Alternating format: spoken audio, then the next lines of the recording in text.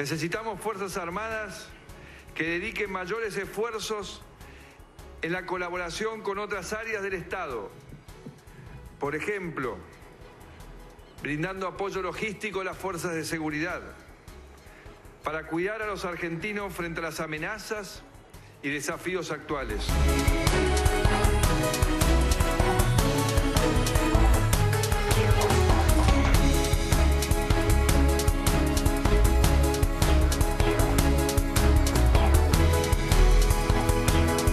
Estamos siempre abiertos a dialogar y hay instancias de diálogo en el propio Senado y ojalá aspiramos a que se pueda lograr algo que esté en el marco de la racionalidad, como tantas veces se ha logrado con el propio Senado, y hasta el último momento vamos a apostar a ese camino de diálogo. Un concepto, ¿no?, que ha sido el que rigió durante el kirchnerismo mucho tiempo, que es esta idea de una demagogia en materia energética y tarifaria, que al final se demostró que era una mentira, porque se planteaba que no se estaba pagando las tarifas y se pagaban desde otros lugares. Lo que pasa es que ellos aducen en algunos casos que el gobierno no los deja, no les permite. Y bueno, que elijan. Los gobiernos pasan, los trabajadores quedan, que elijan los empresarios, si quieren andar bien con nosotros, pagando el sueldo que corresponde, o quieren andar bien con el gobierno, poniendo las políticas que les exigen llevar adelante, ¿no? ¿No descarta un paro? Y bueno, vamos a esperar a que se dé la... No se descarta nada, ni un paro ni un abrazo con los empresarios.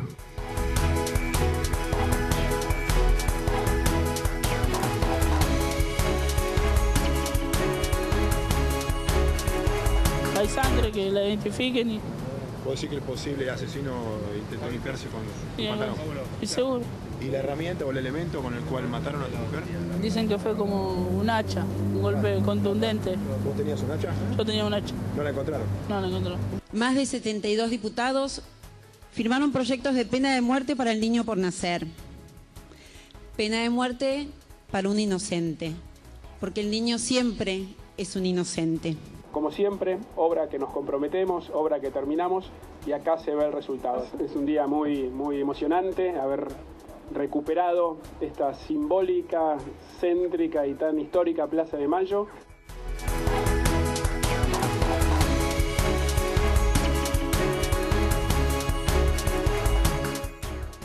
¿Qué tal? ¿Cómo les va? ¿Qué dicen? Muy bienvenidos, muy buenas noches. Se está despidiendo la selección de la Bombonera, o en la Bombonera de la Argentina en todo caso.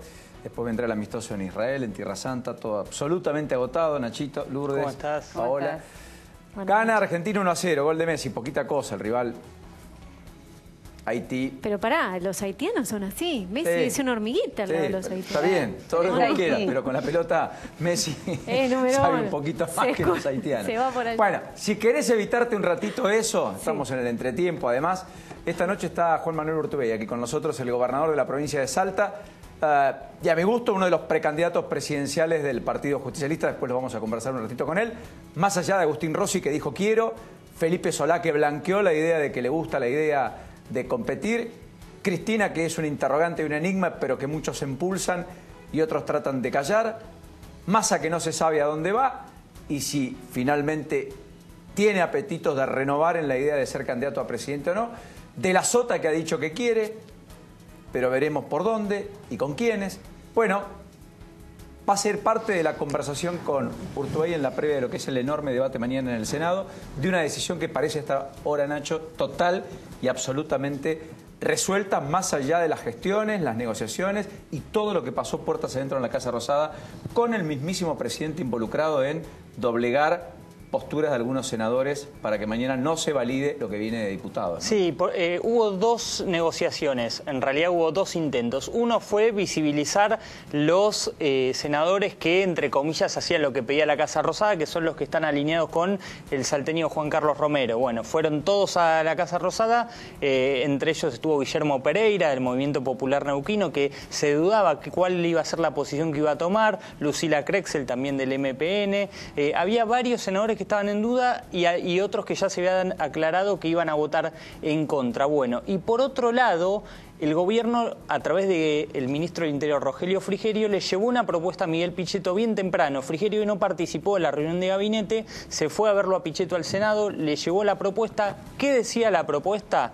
Básicamente era: Bueno, a la ciudad de Buenos Aires y a la provincia les encajamos Edenor y Edesur, que se hagan cargo ellos, que era uno de los reclamos, en realidad es un reclamo histórico de los gobernadores, no es de ahora. Lo que sucede que, bueno, en este caso, como el proyecto tenía que ver con tarifas y con consumo energético, creía el gobierno que podía hacer mella en esta postura por momentos que consideran intransigente de Miguel Pichetto.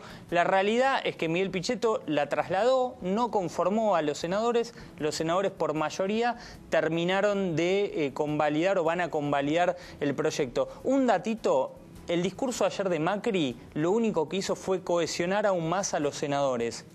¿Viste este discurso de juntarlos con Cristina, de decir no se dejen guiar por Cristina? Bueno, a mí me cuentan fuentes del Senado que lo que terminó haciendo es solidificando ese bloque que estaba medio tambaleante. Hoy a la reunión de bloque fue uno de los senadores santiagueños que no suele ir a las reuniones de bloque porque no es del PJ puro, que es Gerardo Montenegro, viene del palo gremial de UPCN de Santiago del Estero, está alineado con Gerardo Zamora, fue a la reunión de bloque, dijo voy a votar, así que esto está liquidado, Paulino, salvo que en el transcurso de hoy a mañana haya algún imprevisto, van a votar el proyecto de los senadores. Es muy importante todo lo que les cuentan, Nacho, porque hoy se vivió casi como minuto a minuto la discusión. Empezó muy temprano por la mañana, volvió Ernesto Sanz a la Casa Rosada. Volvió. Estuvo muy activo Frigerio, como contás. Hubo diálogos de Marcos Peña con María Eugenia Vidal.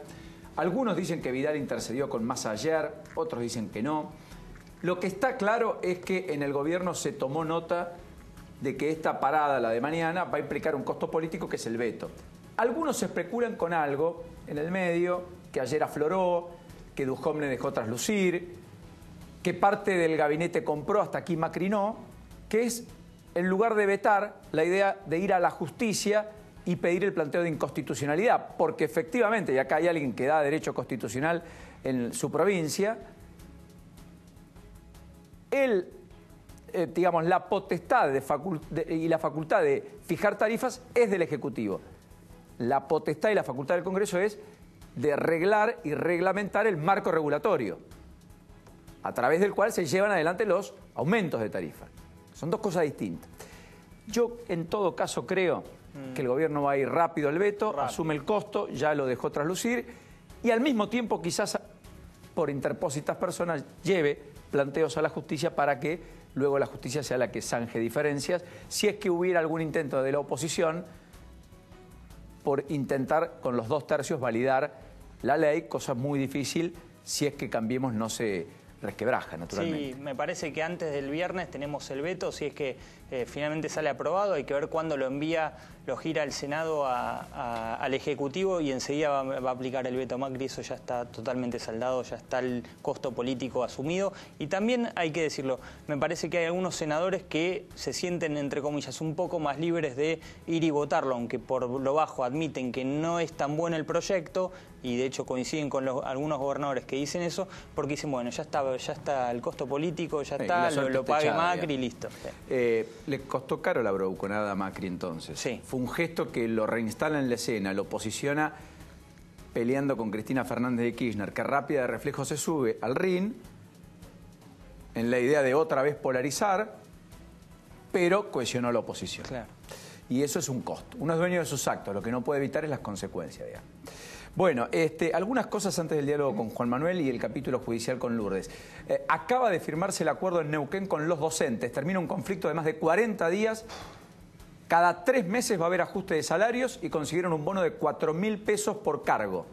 Y además, revisar las malas liquidaciones de haberes que ha habido hasta aquí, fruto de los conflictos planteados, que llevó a que muchos chicos en Neuquén no tuvieran prácticamente clases de manera regular desde el mismísimo inicio del ciclo lectivo.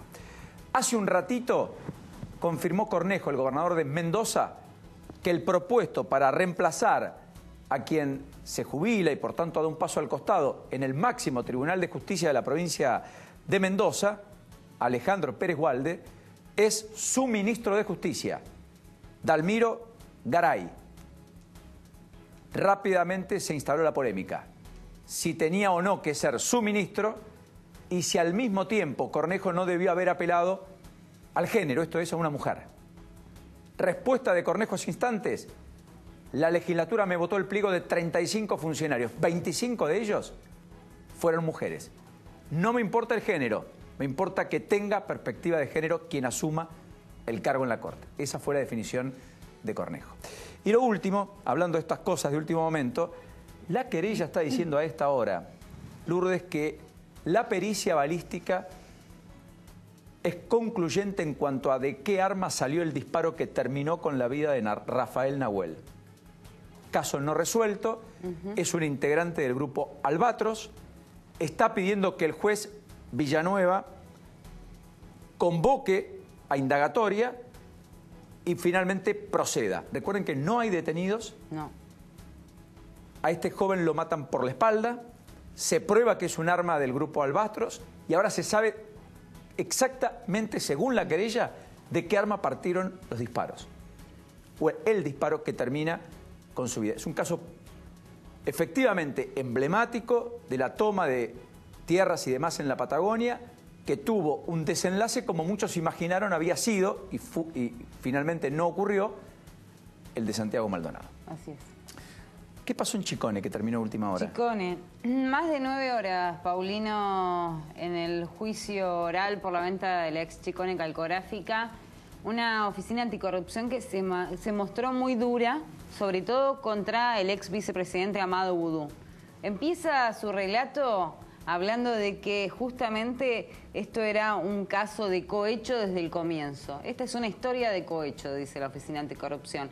¿Qué pide? 5 años y 6 meses de prisión para el ex vicepresidente Amado Boudou.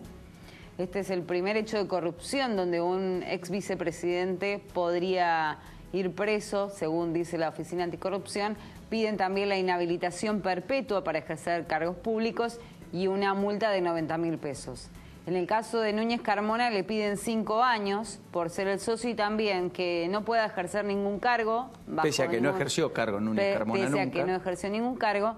No se pidieron detenciones, sino que obviamente sean condenas, en su caso efectivas, una vez que se cumplimente todo. Y para Nicolás Chicone 3 años y 8 meses. Los que la pasaron mejor, digamos, a nivel de Oficina Anticorrupción, fueron Alejandro Van den Broele. ¿Por qué? Porque la Oficina Anticorrupción toma en cuenta que él se haya arrepentido en primera instancia. Recordemos que en el juicio no es arrepentido Van den Broele. En el juicio es uno más en el banquillo de los acusados. Bueno, la Oficina Anticorrupción le pidió 1 año y 6 meses nada más de prisión. Que es un delito escarcelable en en ese contexto. Y en el caso de Resnick Brenner y Forcieri, le pide a Resnick Brenner 3 años, pero en suspenso. Que es el hombre de la AFIP. Y a Forcieri también de la AFIP, 2 años y 4 meses, también a ambos que sea en suspenso. Al resto todos efectiva, salvo a ellos dos. Forcieri en realidad era el jefe de gabinete de Amado Boudou en el Ministerio de Economía. Hoy Ariel Lijo lo convoca indagatoria a él y a Boudou por el tema de los supuestos viáticos truchos, donde le pagan a una traductora, a un traductor, lo que el traductor dice no haber cobrado, y se alojan en hoteles que los hoteles no reconocen haber tenido entre a sus alojados al que en ese entonces era ministro de Economía y estaba hablando en el Club de París, o había ido a una reunión del Club de París allá por el 2010. En realidad, déjame hacer una pequeña corrección. A quien cita es Amado Boudou y a Cachi Romano. Ah, no a Forcieri. No a Forcieri, a Cachi Romano. Esto es por una nueva vuelta, digamos, nuevos viáticos. Porque por esta causa, Amado Boudou, Forcieri, Cachi Romano ya están procesados. Y es más, Boudou había sido procesado con prisión preventiva en esta causa que después la Cámara le termina otorgando la excarcelación. O sea que esta es otra rendición de viáticos. Esta es otra rendición de viáticos dentro de la misma rendición, pero aparecieron nuevas facturas, entonces el juez Ariel Lijo lo vuelve a citar a Amado. Es como una ampliación de indagatoria. ¿Pero es el mismo viaje? Es el mismo viaje, claro. Son nuevos viáticos que aparecieron, nada por hacer, pero ¿no? él ya estaba procesado con prisión preventiva. En este caso que, te repito, la Cámara confirmó el procesamiento, pero no la preventiva. Bueno, gobernador, gracias por este ratito. Por favor, bienvenido. buenas noches. Buenas noches. Se lo ve contento. Sí. La felicidad de la paternidad. Exactamente, muy feliz. Muy Enhorabuena. ¿Tiene tiempo para disfrutarlo o no? Sí, sí. Se disfruta. Me doy el tiempo que puedo. O sea, en estos casos buscas la calidad del tiempo. Ya que no tenés mucha cantidad, entonces el tiempo que estás lo vivís plenamente y eso está bueno. Aparte con más experiencia, luego de haber criado 4 hijos, te permitís vivir a fondo todo, ¿no? Está muy bueno. Me alegro mucho. El dólar hoy terminó en 25,5, el blue en 26. Hubo una presión adicional porque en los mercados tambalearon porque en Italia está costando conseguir gobierno. Los bonos perdieron en Italia, tuvieron la máxima depreciación en 25 años, eso impactó en todas las bolsas. Pero acá hay un componente adicional de presión sobre el tipo de cambio, un estrés cambiario que no ha sido zanjado.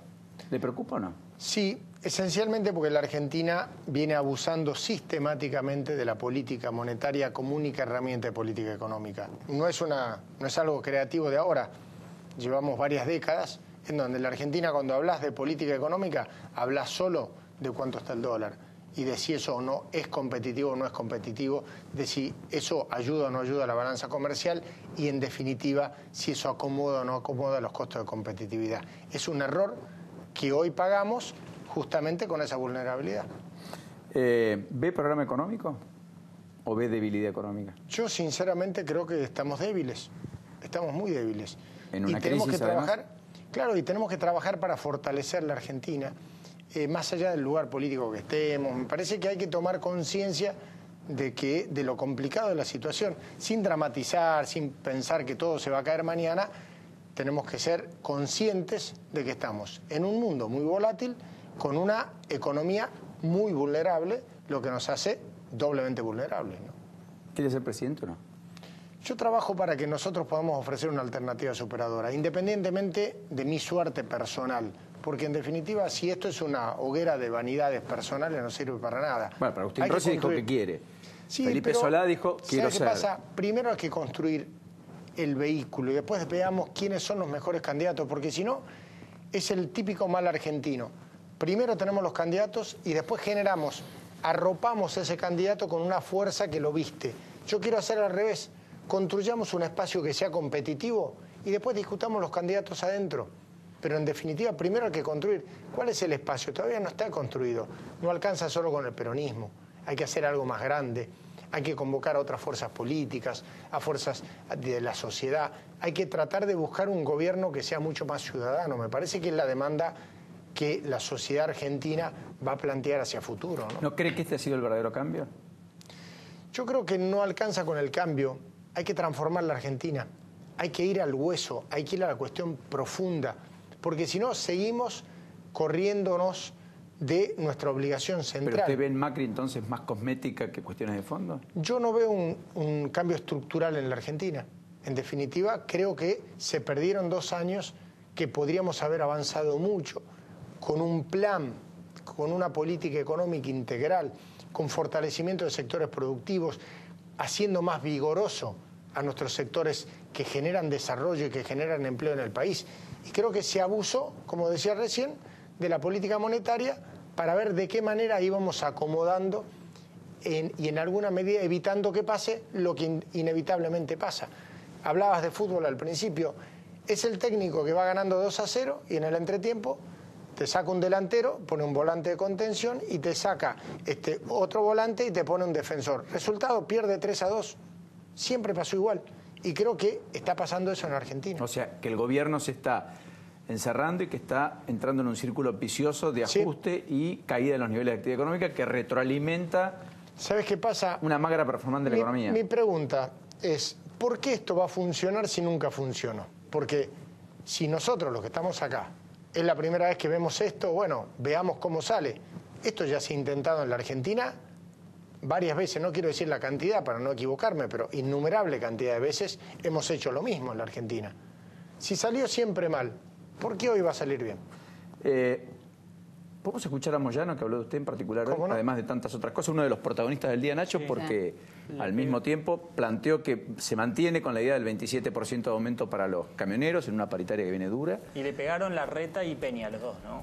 Salieron al cruce, claro, porque Peña dijo que... No había margen para comportamientos extorsivos, ¿no? Y Rodríguez Larreta... Que se terminaba la etapa de la extorsión y demás. Y que no había espacio para los Moyano en la Argentina del futuro. Mismo, casi calcada la Todo esto porque Pablo Moyano ayer dijo tenemos que ir a un paro al estilo brasileño, que tras 8 días ha dejado al borde del desabastecimiento a Brasil. Obviamente eso generó mucha preocupación en los empresarios. Salieron a cruzarlo. Bueno, Moyano le respondió a los empresarios, habló de política y dijo esto.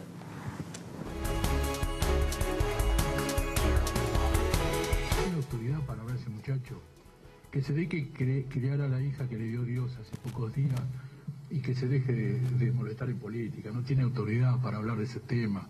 Es un muchacho que debería estar, qué sé yo, cumpliendo otra función y no la que él pretende ahora ser presidente.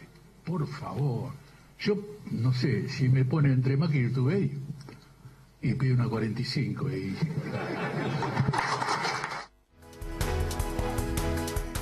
Antes de la respuesta, qué curioso, ¿no? Apelar a un arma, a un suicidio, que alguien lo aplauda. Yo voy a confesar algo. Creo que la última vez que estuvimos mano a mano fue en un panel de la Conferencia Episcopal Argentina en Mar del Plata, de la Pastoral Social, y en ese atril donde yo moderaba, usted estaba a mi derecha y Hugo Moyano a mi izquierda. Y Graciela Camaño ahí pegado. 2013, hace 5 años. En un invierno en Mar del Plata, Hotel 13 de Julio. Hace un siglo. En política argentina más, parece un siglo. Un siglo, sí. ¿Qué pasó para que Moyano diga esto de usted? Yo primero soy inagradecido, porque que Moyano hable de mi estatura moral y esas cosas es un halago. Realmente muy agradecido. Es Moyano, ¿qué podemos decir? Digamos, si uno toma en serio y cree que eso puede proyectarse a algo razonable, en definitiva, es muy difícil contestarle sin caer en ese nivel. Yo sinceramente creo que dirigentes de esa calaña están en donde están justamente porque la gente ya sabe qué es lo que son. ¿Cree usted, Urtubey, que todos los opositores a nivel gremial, el gobierno siempre a todos los gremialistas los ubica entre los que se someten y los que están en la vereda enfrente, y contra ellos, casualmente o curiosamente, se activan las causas judiciales? No hay ninguna causa judicial contra un gremialista que haya cooperado en estos últimos años.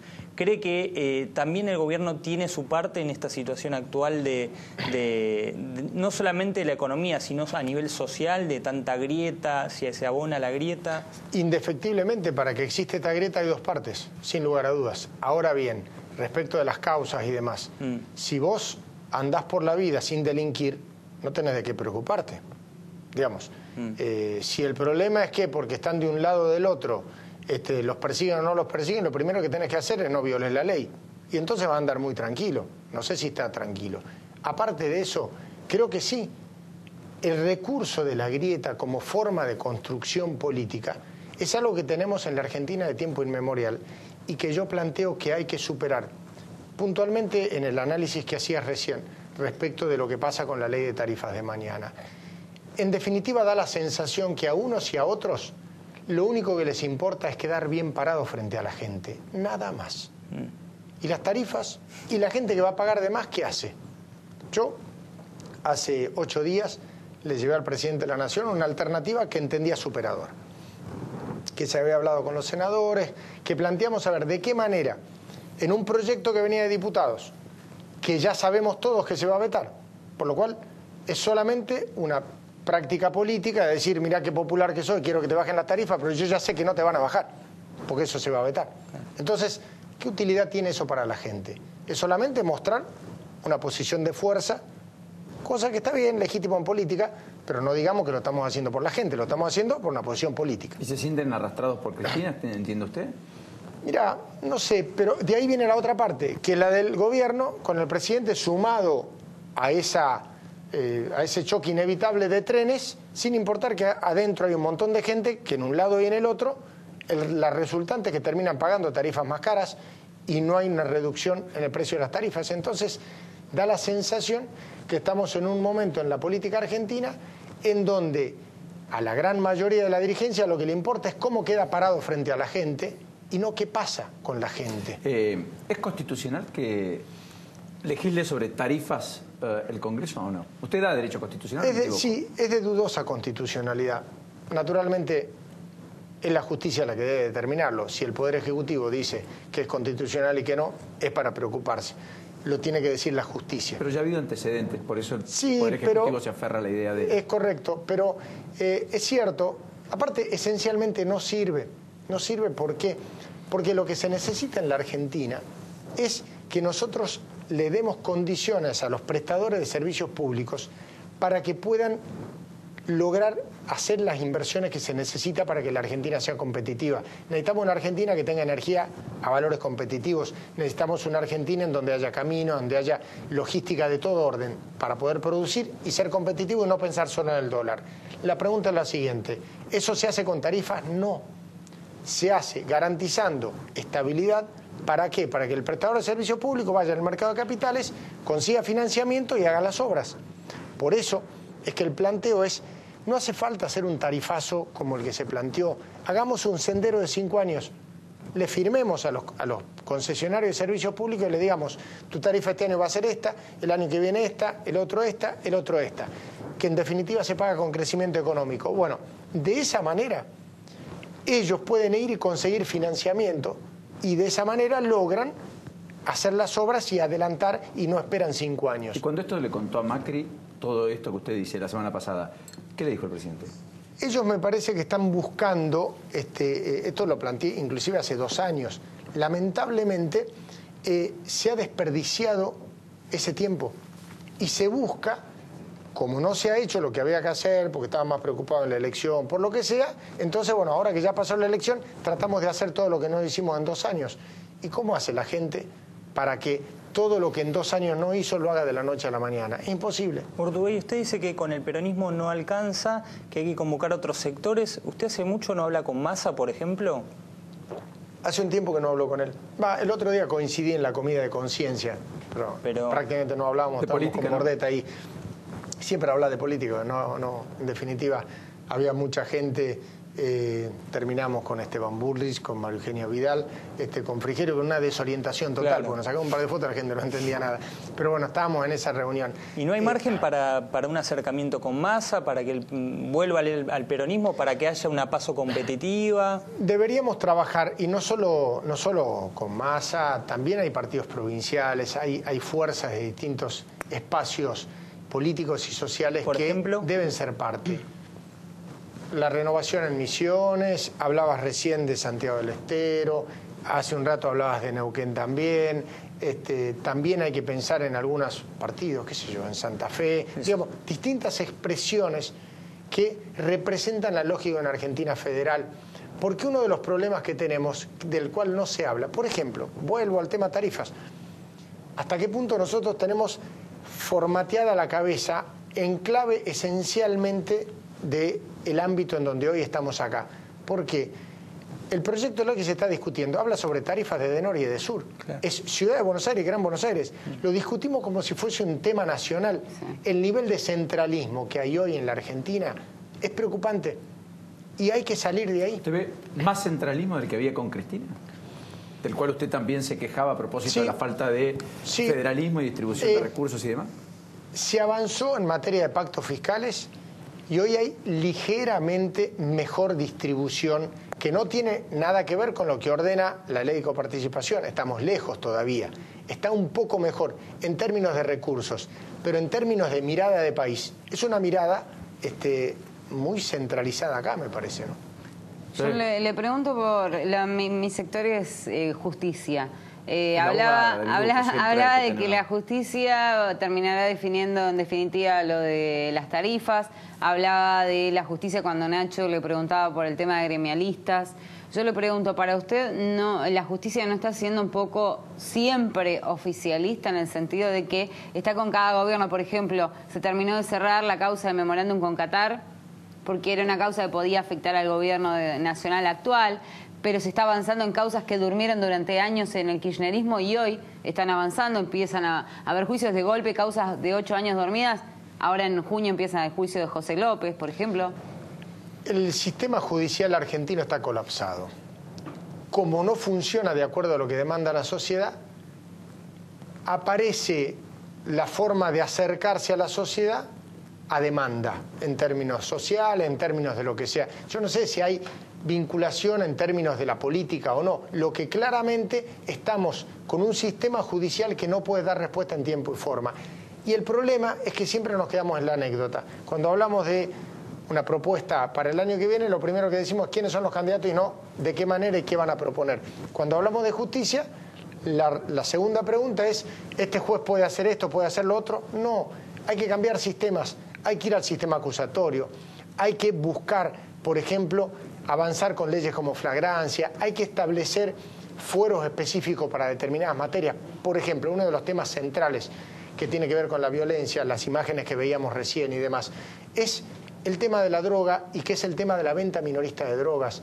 Hay que avanzar en la desfederalización, generando fueros específicos en las provincias, garantizando, porque si no da la sensación que los problemas pasan y en definitiva y trata de validarse un sistema judicial que hoy, y es un problema no solo en la Argentina, en gran parte del mundo, pero que nosotros seguimos con un sistema muy barroco, no nos animamos a hacer reformas, queremos seguir haciendo justicia como se hacía hace un siglo y medio, con una sociedad distinta. ¿Coincide de todas maneras parcialmente con la modificación del Código Penal? Sí, definitivamente. Creo que hay que avanzar en ese camino. Sí, nosotros lo hemos hecho en la provincia, hemos avanzado con la ley de flagrancia, hemos ido al sistema acusatorio, hemos reformado el Código Procesal Penal.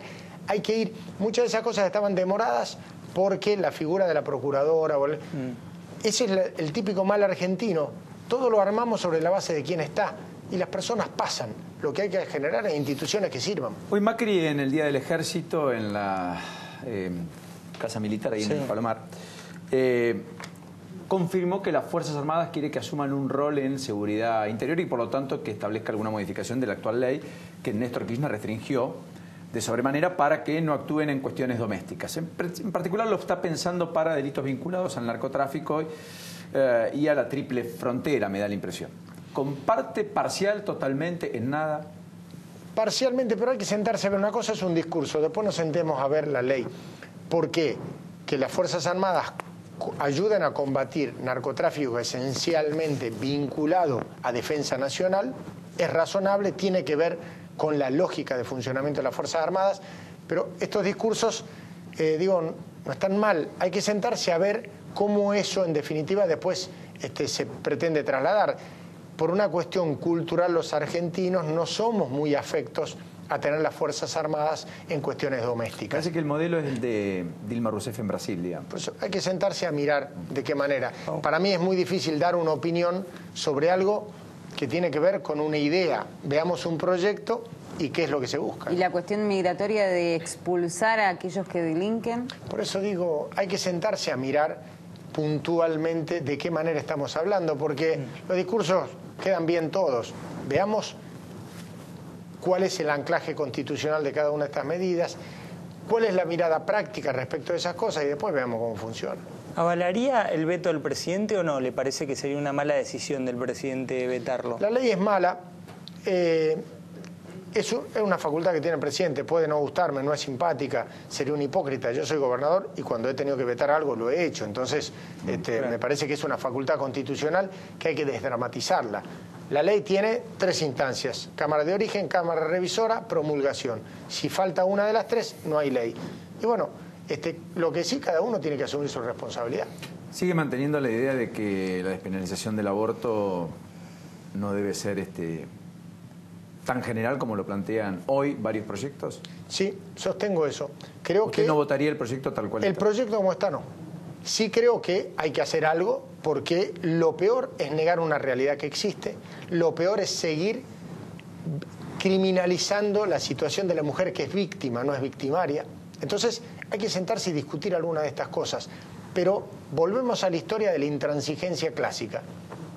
Está esta hilera de los que piensan de esta manera, esto de los que piensan de otro, 2 posiciones irreductibles, no hay vasos comunicantes, y al final no pasa nada. Y hay que sentarse y tratar de buscar, hay casos determinados, hay cosas en las cuales hay que sentarse y discutir. ¿En cuánto influyó su perspectiva de futuro político la idea de adherir al protocolo de aborto no punible que ocurrió la semana pasada a propósito de un resonante caso de un adolescente en su provincia, que le valió críticas incluso de muchos sectores radicalizados dentro de la Iglesia Católica y la Ortodoxia? Sí, absolutamente ninguno. Una aberración que genera lo que generó eso, una chica de 10 años violada por su padrastro, no admite ningún tipo de valoración política, de cálculo de nada, no tiene absolutamente ninguna otra matiz que no sea el humano. Entonces al protocolo? Porque cuando nosotros sacamos el protocolo, La Nación no tenía. Nosotros sacamos un protocolo 3 años antes que los que salió en La Nación. Luego salió el de Nación, al primer caso de contradicción, cuando vimos que podía realmente afectarse un derecho que no responde a la provincia, sino que está en el Código Penal, obviamente regulado por la Corte Suprema, pues entonces removimos el obstáculo. Pero, repito, el fallo salió en el 2012, el protocolo de Salta salió en el propio 2012, recién 3 años después lo hizo el Gobierno Nacional. Hoy Facundo Manes presentó un instituto vinculado a la ciencia y las políticas públicas junto a Sergio Bernstein, lo hizo en la Bolsa de Comercio. Usted fue uno de los que estuvo allí. ¿Le gusta Manes en política? Me parece que es súper interesante lo que hizo Facundo, lo que está haciendo él, está Sergio Bernstein, están varios, como decías, porque ¿qué es lo que están planteando? Es cómo colaboramos desde las neurociencias en las políticas públicas, con un enfoque súper interesante. A mí me parece que hay que abrirse a eso. Después vemos, porque todo lo vemos en clave de decir, a ver, parece que este va a ser candidato o no. Ya está haciendo política. Esto es hacer política, lo que recién me contabas. Y a mí me parece muy bueno que se animen y se meta cada vez más gente a hacer política. Y Tinelli, que comió en su casa, según dijo él, también, que tiene una buena relación, pero que ha tenido algunos tuits, en fin, contestatarios para con usted. Pero me parece muy bien y creo que en eso también yo soy amigo de desdramatizar. No todos tenemos que pensar exactamente igual en todo. Cuanto más gente se meta en política, más vamos a poder abrir las ventanas, la puerta, poner luz y que se vea de qué manera aquellos que tienen vocación de servicio pueden hacerlo. ¿Cristina es un límite o iría una interna con Cristina para una candidatura presidencial? Lo primero que tenemos que saber es qué queremos hacer. Yo creo que Cristina ofrece una alternativa muy diferente a la que nosotros como sector podemos ofrecer. Entonces, es una estafa a la sociedad. Decir, bueno, competimos todos, después armamos la lista como 6 y somos todo lo mismo. No somos todo lo mismo. Yo estoy planteando una alternativa para Argentina que no tiene mucho que ver con esa mirada. Creo que la Argentina tiene que ir a algo superador a esta contradicción. Para que no le parezca ciencia ficción, la otra vez que lo vi, recién empezaba. Y todo el mundo le preguntó en una reunión social que compartimos, ¿es verdad? Usted dijo sí, y estoy plenamente enamorado. Sí. Fue hace 2 años, en una fiesta de la vendimia. Definitivamente. Qué rápido pasó todo. ¿Viste? Me alegro que sea un tan gusto feliz. grande. Gracias, gobernador. Hasta la próxima. Muy gentil. Juan Manuel Urtubey, aquí con nosotros. Bueno. Me acuerdo, le hice una nota en Clarín hace 5 años. Me dijo, cuando como desafino me tuve que dedicar a la política. Hace 5 años ya, mirá todo lo que pasó, Paulino. Tinelli dirá, che, hay cosas que ya no van, por eso me dedico a la política. Sí, pero ya está, desafina, gobernador. Por eso el folclorista. Larreta, el santiagueño que ha dejado un legado muy importante y que ha investigado sobre el folclore. Y hoy es el día de su natalicio. Así que tengo un par de amigos nominados también en los Carlos Gardel. Ay, están entregándose esta noche. Que compiten entre sí, así que... Sí, ay, terrible. ¿Santiagueños? Salteños. Salteños, perdón, todos salteños. Ah, y jujeños. Bueno, esperemos que traigan. Yo ya sé que, por ejemplo, Nahuel Penicia han ganado los tequis, y después de otros géneros, sí, Santolaya están ahí ganando. Gracias, gobernador, lo liberamos, que está su equipo ahí. Seguramente tiene que ir rápido. Gracias. Muy amable. Gracias, y gracias por elegir la lupa y no el partido de Argentina. Eso no, claro, obviamente. Está con nosotros, bueno, pasa que lo importante se juega después del 16. ¿Quién lo ve contra Haití, muchachos? No, lo importante se juega acá en la lupa, con la información que nosotros damos. Bueno, en un ratito, antes de ir a la pausa, ya está Jorge Ceballos, con él vamos a conversar sobre la marcha federal que ha empezado en el día de ayer, que va a confluir con una gran marcha frente al Congreso para pedir la ley de emergencia alimentaria, como hemos contado, y que se está llevando adelante en distintos puntos del país, pero además porque se viene un frente electoral del progresismo en la Argentina que intenta ser reconstruido por fuera del peronismo, por fuera del radicalismo y por fuera de Cambiemos, y que va a tener su propia impronta, y en un ratito vamos a conversar con él. Pero Nacho, hablando de cuestiones políticas, está confirmado que el ajuste en el Estado no va a demandar ni va a significar 20.000 millones de pesos de recorte, sino mucho menos, como anticipaste ayer. Sí, son muchos menos. Lo que sí hoy transmitió el ministro Ibarra, se lo transmitió al gabinete, en realidad es que detectaron 6.000 millones de pesos en viáticos, Paulino, 6.000 millones de pesos en viáticos que se gastaron año 2017. No estamos hablando de la época kirchnerista. Viste que el gobierno siempre trata de hablarle al kirchnerismo. Bueno, en este caso son 6.000 millones de pesos en viáticos y 2.400 millones de pesos en horas extra. Me parece que se viene un recorte o se viene un ajuste bastante importante en los ministerios. Me parece que Andrés Ibarra tiene la luz verde del presidente. De hecho, se lo transmitió en una reunión hace pocos días para hacer lo que tenga que hacer con cada ministerio. Una parte antipática le va a costar, pero bueno, ese es el principal ajuste que va a hacer la política. Todavía está lejos de los 20.000 millones y de los 200.000 millones que pide el fondo de recorte. Hay que ver cómo sigue, en ¿no? Los medios públicos ya sacaron las horas extras a principio de año, eso puedo dar fe yo. Sí, bueno, hoy hay conciliación obligatoria en el tema de despidos en Radio del Plata. Y también en Telam estaban de paro. Me parece que en Telam todavía no hay conciliación obligatoria. Y están con paro por tiempo indeterminado. Lamentamos mucho la situación de colegas que naturalmente han sido despedidos. Esta es una imagen de la asamblea de hoy, donde se decidió continuar y seguir adelante con la medida de fuerza por 2 despidos. Y la tensión se va a incrementar porque yo tengo información que se vienen fuertes medidas en Telam. Bueno, hoy está concluyendo el paro de los docentes universitarios que van a replicar la semana que viene si es que no hay convocatoria a una nueva paritaria. La última oferta fue del 15%, están muy lejos, piden el 25%. En la provincia de Buenos Aires también se está gestando la idea de un paro nacional, de un paro provincial, mejor dicho, para la semana que viene, a la espera de todas maneras de que los convoque Vidal. Ese es el compromiso. Veremos si mañana hay convocatoria para el viernes o no, que era una de las especulaciones a esta hora.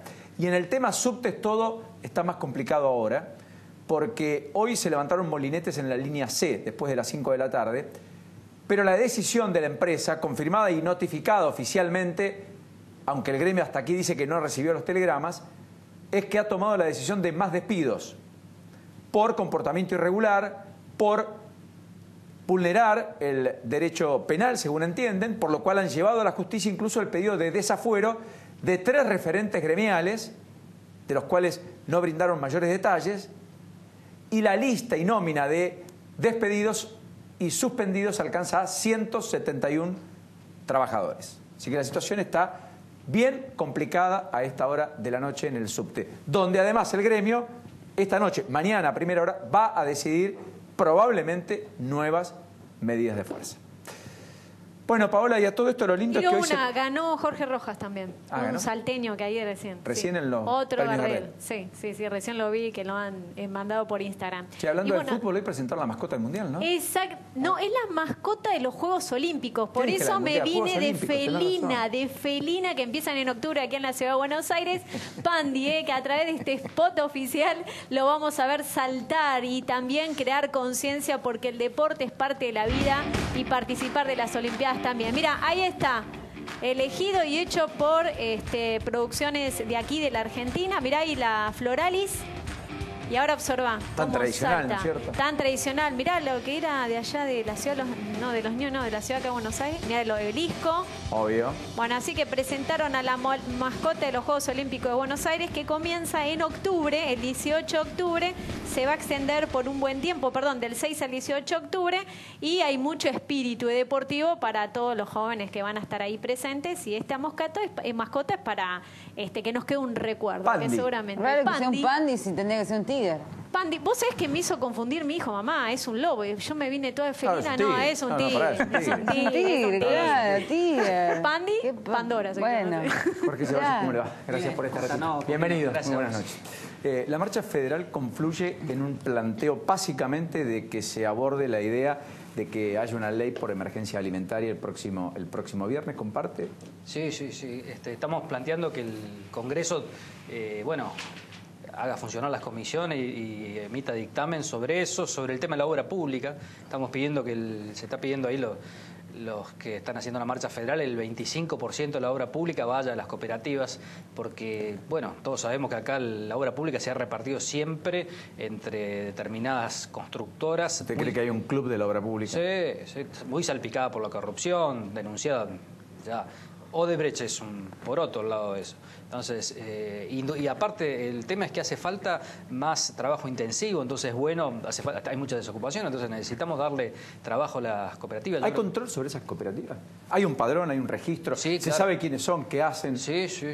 No es Milagro Salas en Jujuy, digamos, que después Bueno, termina todo en un desvío generalizado de fondos, la obra no hecha. No, yo hablo del caso de las organizaciones que conozco, ¿no? El caso de lo que son los compañeros del grupo de Cayetanos que le dicen, de Barrios de Pie, la Corriente Clasista, el Movimiento Evita, sobre todo eso hay control de las mismas organizaciones, fundamentalmente. Pero hay un padrón, hay un seguimiento. Sí, claro. Está fidelizado, se cobra con tarjeta. Claro, todo con tarjeta, efectivamente. Todo con tarjeta y, digamos... O sea, ahí se puso la lupa, digamos, y se está pagando lo que efectivamente se y hay tiene horarios con control y aparte hay producción. Usted sabe que hay una idea generalizada de que, bueno, se paga pero no se sabe qué, digamos. Bueno, es que eso es una parte de verdad, que es lo que había, el clientelismo de reparto, sobre todo en la estructura del Partido Justicialista, que, bueno, eso iba para, digamos... O sea, que había un mito que tenía asidero, digamos. Tenía asidero, de ahí era una parte, pero en el caso de las organizaciones se sustentan por eso. Es más, no solo el tema de obras, hay también producción. En Avellaneda hay una producción de, por ejemplo, de zapatos. Están vendiendo, están produciendo, en el caso de Barrio de Pie, están ahí produciendo y ya produciendo en escala, ¿no?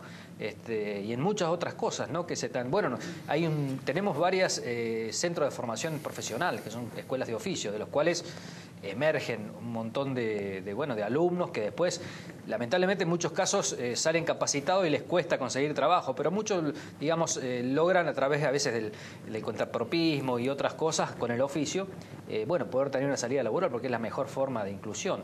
No, son organizaciones serias que tienen muchos años y, digamos, y parte de que pueden hacer lo que están haciendo ahora, de marchar, etcétera, es porque tienen efectivamente arraigo, ¿no? ¿El diálogo con Carolina Stanley está bien, digamos, o está un poco cortado?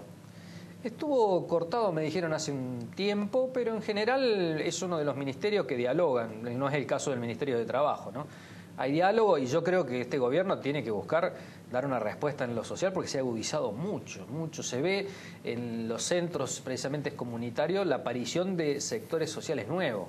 O sea, aparecen jóvenes que tienen estudios secundarios y hasta universitarios, ¿no? Y nosotros hacemos un relevamiento también vinculado al tema nutricional, ¿no? Talla, peso, etcétera, donde se lleva las estadísticas respecto a la malnutrición o la situación nutricional de los niños, bebés y adolescentes de 0 a 19 años, ¿no?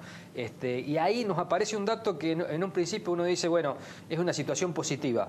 En algún caso se censan a más gente, hay mucha más gente, y aparece en algún caso en algunos lugares que el indicador bajó la cantidad de malnutrición. Pero lo que pasa es que son nuevas personas que se incorporan a esta situación de pobreza, que no vienen de una situación de años o décadas de mal alimentarse, sino que hasta hace poco estaban bien y ahora han perdido el trabajo y se suman a estos centros. Entonces las estadísticas nos aparecen en eso, pero son situaciones nuevas, eso se percibe, hay una situación difícil. La verdad que el gobierno... ¿Eso puede ser procesado políticamente? Por una expresión contestataria, opuesta, alternativa superadora y real de poder al gobierno que no sea necesariamente el peronismo, o solo es con el peronismo? Yo creo que hay que buscar construir algo nuevo uniendo todo, tratando de unir diversos espacios. Nosotros ahora estamos precisamente planteando una alternativa política que incluye sectores que vienen del peronismo. ¿Cómo se llama En marcha. La verdad, habíamos empezado con un nombre que era Vamos, que habíamos consensuado, pero está registrado por una de las... Vamos no, sino En Marcha. En Marcha, se llama un poco, se va a plantear... Bueno, Vamos en Marcha, punto. Sí, tiene el mismo nombre.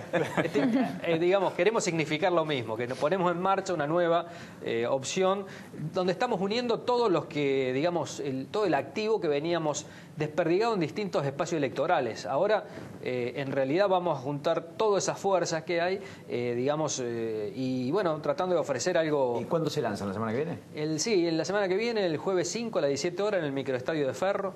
Ahí vamos a hacer el lanzamiento público. Y bueno, la idea es un espacio abierto. ¿Sí? Trascendió que Marcelo Tinelli habló con Victoria Donda. Marcelo Tinelli, ¿usted lo ve jugando en política? ¿Cree que puede ser un cuadro interesante desde la política, le pregunto? La verdad que no lo conozco tanto como para opinar de él. Fuera lo conozco, pero lo conozco mediáticamente y mediáticamente cuesta hacer un juicio político, ¿no? Es una persona muy popular. Bueno, pero si Trump pudo... Sí, no, y hay muchas experiencias de sectores, de personas que tienen un reconocimiento popular, sea del deporte, la cultura, mediática. Ronald Reagan, sí. Sí, no, pero en Argentina también hemos tenido, ¿no? Digamos, desde Reutemann, Palito Ortega. Campo Espínola. Bueno, sí, Scioli mismo. Entonces, los resultados no son siempre del todo buenos. Entonces, está conversando y en esto coincido con lo que planteaba antes Urtubey respecto a qué es bueno que se involucren todos los que... Porque, digamos, también observo que hay algo parecido al 2001, ¿no? Algún planteo de que, bueno, son todos iguales. Ahora, si eso se queda en la resignación de que como son todos iguales no hacemos nada... ¿Ahora usted cree que son todos iguales? No, para nada. No, sería hablar mal de mí mismo y de otro, de un montón de personas que están en la política y que viven honestamente. ¿Y usted cree que en este gobierno hay más honestos o tantos deshonestos como había antes? Para mí hay igual o más, porque, digamos, lo que pasa es que tienen, como son personas de las familias tradicionales de este país, ellos quieren un poco mostrar de que son, digamos, que se han hecho a sí mismos, pero la mayoría, si uno revisa la historia de este país, desde los Brown, desde los Bullrich, Pinedo, todos han sido, digamos, pertenecen a las familias que han, digamos, tenido el poder en este país. ¿Y eso los define? Sí, porque muchas de estas personas tienen un proceder en la vida privada y en algún caso con los técnicos de sus empresas como funcionario público que son cuestiones de corrupción. Cuando uno privatiza la deuda privada, ¿no? Como lo hizo Cavallo y que benefició a la familia Macri, por ejemplo, ¿eso cómo se puede llamar? Eso, claro, no es que metió la mano y sacó de una caja, digamos... La estatización de la deuda privada. Claro, pero ellos sacaron una deuda que contrajeron, digamos, con crédito exterior y la estamos pagando todo. ¿Y cómo puede ser que una persona humilde tenga que pagar el crédito que sacó la familia Macri para citar unos de los que se beneficiaron? Sí. Los que evaden impuestos, todo este blanqueo. Bueno, se habla de las bondades respecto a todo lo que se recauda. Ahora, no se dice que inclusive desde el hermano de Macri hasta varios funcionarios, incluido el ministro de Economía, todos son parte de esa situación que eran evasores. Entonces, ¿qué me van a hablar de ética y de moral? Además, ni que hablar de que tienen la plata afuera y no la traen acá y están llamando a los argentinos a hacer un sacrificio. Entonces, no tienen cara. Entonces, para mí son peores que los otros. Lo que pasa es que la venden distinto. Lo que decía de la familia exterior, porque hay un Pinedo que es el presidente profesional del Senado, pero hay otro que es el hermano, que es concejal del Frente, ni siquiera del Frente de Unidad Ciudadana. Sí. Bueno. O sea, parece que el apellido no define necesariamente las cosas. Durañona, hay uno que fue interventor del OCDE, el otro es intendente, Paco. Sí. Y es ultra kirchnerista. Yo hago referencia a que no son nuevos emprendedores y que por eso tienen capacidad de gestionar el país. Digamos, así como es transmisible hereditariamente la pobreza, y eso se verifica, que los que nacen en hogares pobres en este país, sus hijos siguen siendo pobres, lamentablemente. Que es un problema porque eso es lo que no existe en la Argentina, justamente con el mecanismo de ascenso social tradicional de la clase media argentina. Eso desde el año 76, sobre todo en adelante, se vino desarrollando. También es cierto que respecto a las grandes fortunas, son pocas las que se han hecho ahora y hay muchas que vienen de hace mucho tiempo. Entonces, tampoco que nos vendan el gato por liebre. Gracias, Ceballos. Muy gentil, como siempre. No, gracias a ustedes. Un placer de tener este ratito aquí con nosotros. Bueno, los vamos a tener que ir a la pausa, pero entre algunas consideraciones. En principio, el fiscal Delgado, apareció mencionada la palabra Odebrecht. Delgado dice que lo quieren apartar de la investigación de Odebrecht. A ver, Jorge Corcho Rodríguez presentó una recusación contra el fiscal Delgado por autoritarismo y demás, enemistad manifiesta. Lo cierto es que hoy era la audiencia en la que Federico Delgado debía defenderse de esta recusación, que hizo, obviamente presentó un escrito rechazando la recusación hecha por el Corcho Rodríguez, a la vez que dijo, no lo conozco, no sé quién es, no lo persigo, y de hecho pidió excusarse de seguir en la causa que investiga lo que es la parte de AISA, el pago de sobornos, en esa parte la que tiene el juez Sebastián Casanelo, porque dijo que se trata de violencia moral lo que están ejerciendo contra él y por respeto a su equipo de trabajo, que tanto ha trabajado junto a él incansablemente en esta causa, es que él pide ser excusado de seguir interviniendo en la causa. En estos próximos días, en 2 o 3 días, seguramente el juez Sebastián Casanelo va a definir si finalmente acepta la excusación realizada por el fiscal Delgado o si finalmente acepta la recusación realizada por el Corcho Rodríguez. Antes de la pausa, están negociando ya con el Fondo Monetario Internacional el tridente del equipo económico que ha ido hasta allí, comandado por parte del equipo de Duhovne. Están en las negociaciones en Washington. Cuando eso se zanje, vos decís que hay reestructuración de gabinete. Reestructuración de gabinete, ya se habla de que producción podría absorber energía, se habla de que Hacienda va a absorber otros ministerios, va a haber una reestructuración general, van a bajar 3 o 4 ministerios, Medio Ambiente sería uno de ellos. Así que el ministro Berman tendrá que ver, digamos, dónde termina recalando. Y por otro lado, Paulino, todavía no está cerrado el tema retenciones a la soja. A Macri se lo van a plantear. Mira, son 7 en esa mesa, en la nueva mesa política. Sí. 5 creen que hay que frenar con la baja de retenciones, que hay que frenar durante un año. Así que no está zanjada de ninguna manera, no está finiquitado el tema. Marcos Peña el otro día dijo, por el momento no está en evaluación. Me parece que después de que pase todo esto, va a estar el tema nuevamente en agenda. Gran anticipo, Nacho, te imaginas el revuelo, ¿no es cierto? Pausa y volvemos. Vuelta un poquito más de la lupa, no te Dale.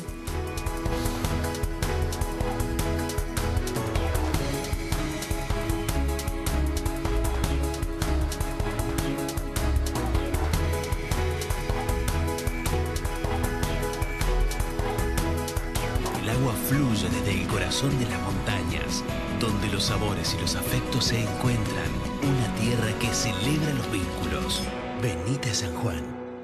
Llegó Icolon, la primera compañía de seguro 100% digital de la Argentina, que vino a transformar la forma de asegurarte. Asegura tu moto de manera rápida. Ingresa a www.icolon.com.ar. Aprovecha la promoción lanzamiento. 25% de descuento durante los primeros 4 meses en el seguro para tu moto. Icolon es marca registrada de Colón, compañía de seguro sociedad anónima. Promoción, ver bases y condiciones en www.icolon.com.ar.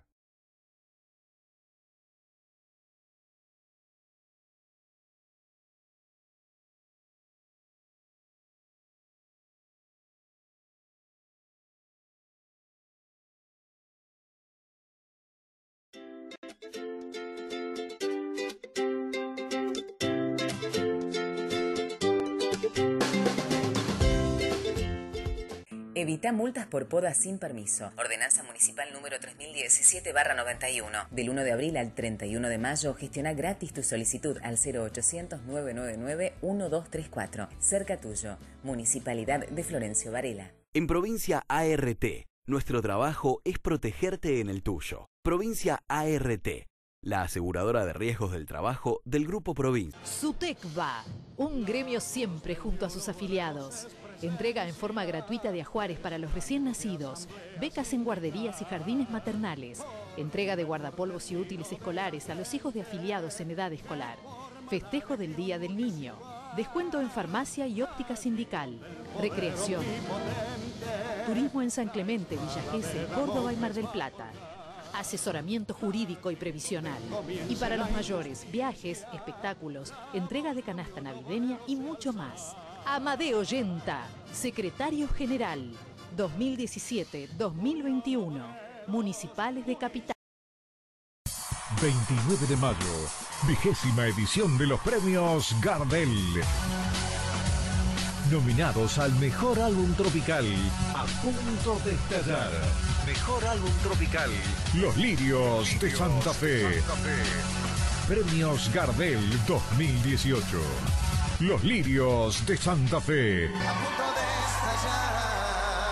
Los Lirios. No le digan a nadie, pero yo tengo el plan perfecto para el sábado a la noche. Nos aseguramos una buena compañía. Que haya comida, mucha comida. Luego buscamos nuestro lugar favorito. Y por último, presionamos el botón que hace que todo suceda. Accede a Netflix tocando un solo botón desde tu control remoto de Telecentro y disfruta de La Casa de Papel parte 2. Telecentro Play. Vida Argentina ofrece las mejores máquinas para la elaboración de milanesas. Vida Argentina, innovación y calidad al alcance de su negocio. Leis presenta Pasión Futbolera, el tenor del gol. el helicóptero humano. La Cabulera.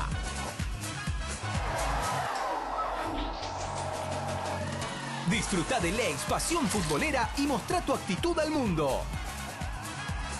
Mostrá tus emociones con Leis, la vida con sabor. Entre los jugadores y los hinchas tenemos un viejo contrato que dice así: nosotros dejamos la vida y ellos alientan sin parar. Pero cuando hay dudas, hay que hablarlo de frente. ¿Qué pasa, muchachos? A veces parece que no quieren venir. En sus equipos hacen 30 goles y acá nada. Vamos, ¿qué más? Fui con la Cupé Fuego hasta Río para alentar. 4 días tardé. Bueno, fuiste porque jugamos la final, ¿no? 3 finales perdimos. De verdad. Ahora, basta de memes, por favor. Son agresivos, injustos. ¡Les pedimos que pongan huevos! A veces le pedimos mucho más que eso. Le pedimos que nos alegren la vida, que nos curen de una gripe. A Dios le pedimos menos. Ya rompimos muchos contratos. No lo hagamos con este. Leámoslo juntos. Señores, yo dejo todo. Me voy a ver a Argentina. Porque los jugadores me van a demostrar que salen a ganar, que quieren salir campeones, que lo llevan adentro como lo llevo yo.